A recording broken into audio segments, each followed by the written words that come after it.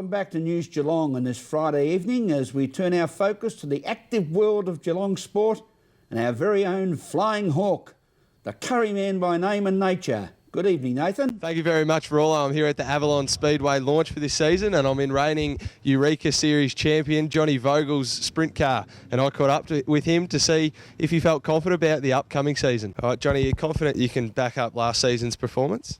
Yeah, we're going to give it a pretty good shot, I think. We did a fair bit of work on the off-season to make sure everything's right, and hopefully I'm right to keep up with it.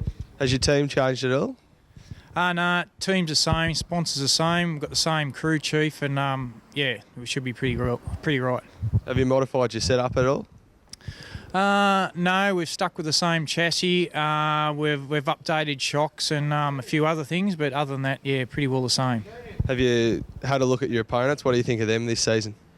Yeah, I reckon we're going to have sort of more top runners running with us this year, like Darren Molyneux and Veely's going to be back again, so it's going to be a pretty tough season, I think.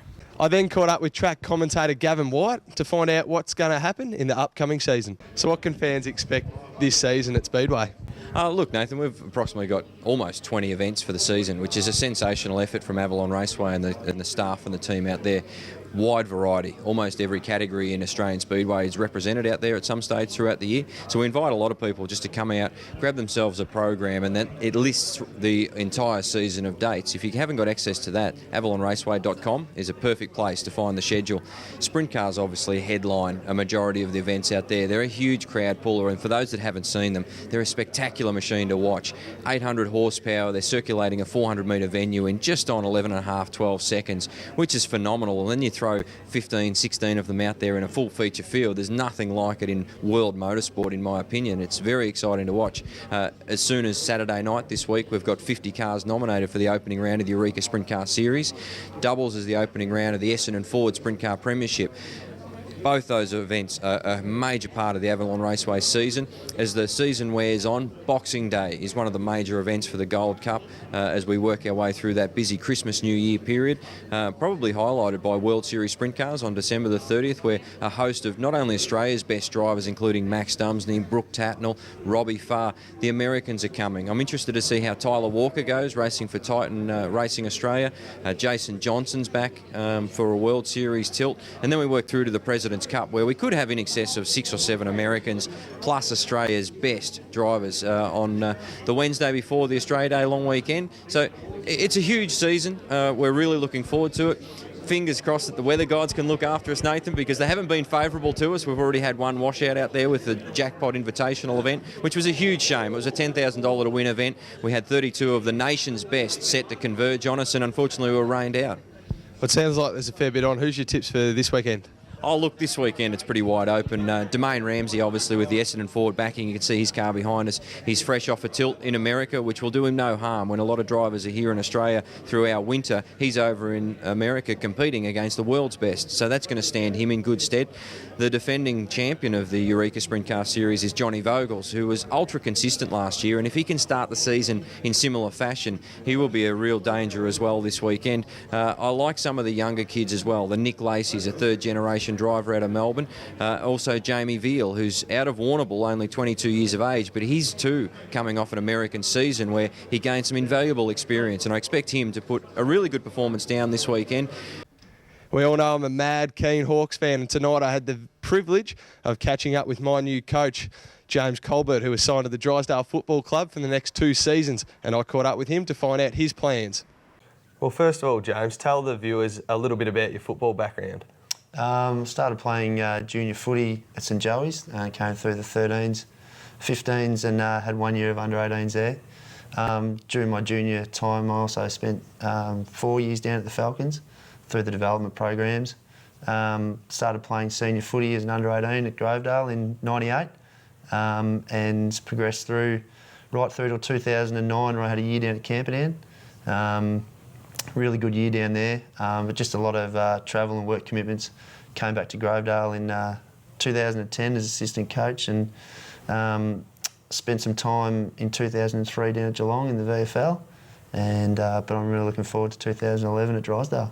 So you're nervous or excited about taking over a side that's got so much expectations upon them? Oh, I'm really looking forward to it. I guess hopefully the players will be really, really driven to really want to continue their success. I hope I can instill a little bit more into them to keep the group moving forward. But I guess the players are the ones that are going to drive it. So I'm sort of there to push them along and pass on a bit of my knowledge as well and try and make them better people and players. Have you seen the list? What do you think of the list they've got? I've seen the list, and obviously there's obviously 3 big losses with Wade Chapman and Luke Matthews and Luke Maher going from this year's premiership side. But I guess with 8 to 10 under-18 players coming through, that's really exciting too for the next phase of the club. And also there's a lot of junior guys playing seniors, 18, 19-year-olds, and with a core group of seasoned professionals. So I mean, it all goes well for the future, and it can only go up even more. Well, you're a playing coach yourself. Where can we expect you to slot into the side?